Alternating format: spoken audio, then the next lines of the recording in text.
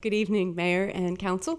I am Julie Foster, the city's Energy Program Manager, and I am here tonight to provide you the information from your requested research. My intention is to provide you a brief overview of this fairly detailed report, ideally in less than 10 minutes. That's my goal. So I'm going to jump right in. Determining the feasibility of utilizing alternative fuels in our city's fleet, the research took into consideration the top 4 most prevalent alternative fuel types. Those are propane, biodiesel, compressed natural gas, or CNG, and electricity. When we examined the 4 selective fuels using these considerations, electricity was the clear choice as an alternative fuel for our fleet. So I'll highlight the reasons why. The first consideration, fuel efficiency. Even with the current low price of gas, I think I saw it at $2.15 today a gallon, electric vehicles are fueled at approximately a third of the cost of equivalent gas-powered vehicles. It would take gas prices dropping to 75 cents a gallon to be equivalent to driving electric, just to put that in perspective. Secondly, the environmental considerations. 100% electric vehicles release 0 toxic emissions. This is because there's no exhaust, there's no tailpipe on an electric car.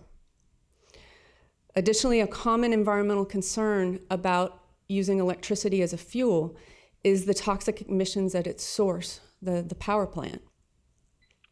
Florida Power and Light provides the electricity for the city of Melbourne. And as it turns out, FPL has one of the lowest emission profiles among the United States utilities. The third consideration, total cost of ownership. Again, the initial capital cost, the fuel cost, the maintenance cost, the repairs were all considered over the lifetime of the vehicle. And interestingly enough, even though the initial upfront cost of an electric vehicle is higher, electric vehicles outweigh their equivalent gas vehicles in the consideration of the total cost of ownership. The fourth consideration, logistics. The location and available infrastructure for fueling the fleet. Electricity is widely available. You can charge an electric car just about anywhere, and it can be something as high-tech as this level 3 480-volt charging station that we installed last April here in front of City Hall, to something as simple as a 120-volt outlet, such as here on the wall. It's that easy to access this fuel. And finally, the fifth consideration, incentives and tax credits. The federal government provides a $7,500 tax credit for the purchase of an electric vehicle. Now, I know that we're a public agency and we don't pay taxes, so we shouldn't be getting credits. However, there's a tool. Locally, both the City of Orlando and the Orlando Utilities Commission have successfully utilized this lease purchase program to purchase their electric vehicles.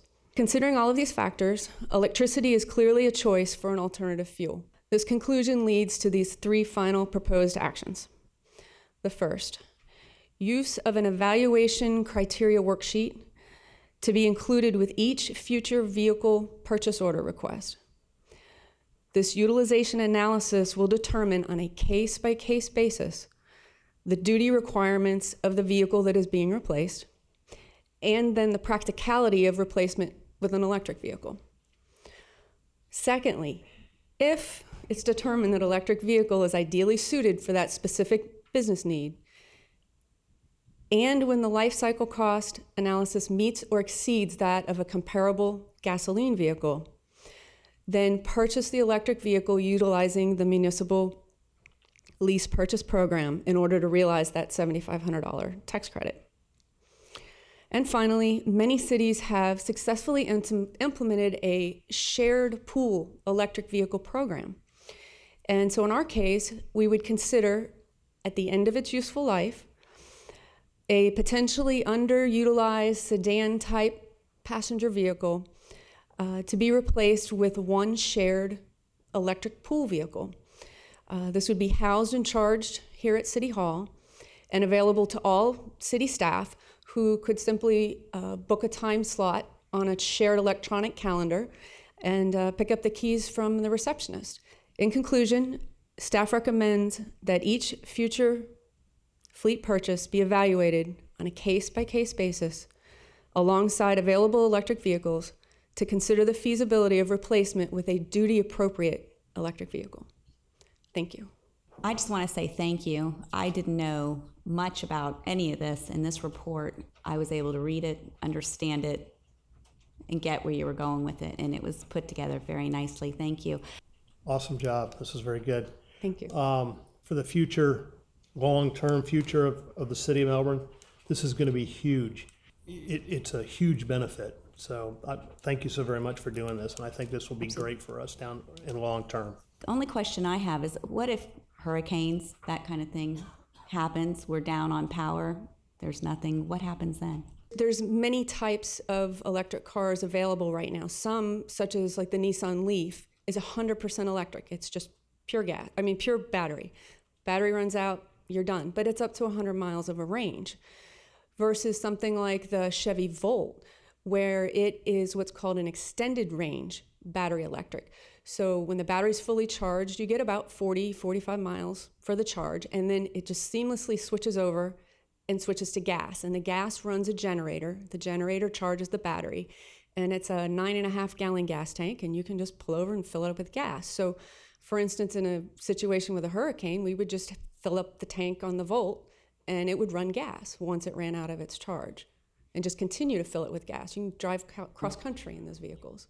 I just want to add, one of the places where I think Ms. Foster's done an exceptionally good job is in emphasizing, and I'll take you to our very first recommendation, this issue of a utilization analysis, where we look very carefully, because ever since the first electric vehicle hit the road, city councils and county commissions started buying vehicles a lot of times because it made them feel good.